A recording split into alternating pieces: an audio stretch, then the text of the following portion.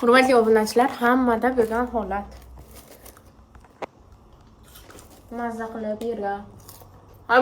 O'lib bilmayman-ku men. O'libsan, chotki. Qayerdan bilasiz? Chotkimi? Aytinglar. Bilmayapti. Efekt, yani nima u maska-paska ishlatma, o'zing shunday chiroylisan. Shunday go'zalsan. Hurmatli obunachilarim, ustozdan sizlarga lifehack.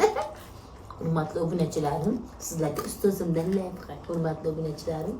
Nima deyapsiz? Men bilmayman. Buni nima deymanga? Xonimlar Aka qo'llarni yangi qilibdilar. Bizlar reklama qil. Sen gilamlardan deymacha qo'lini oldi. Biz hammajon rasul O'tini qilib mayda ketdik. tuymaris edimi? Alpomiz. Tuymaris degan qo'lini oldi. Shunaqa zo'r ekan. Bachilar rasul qilmasa deb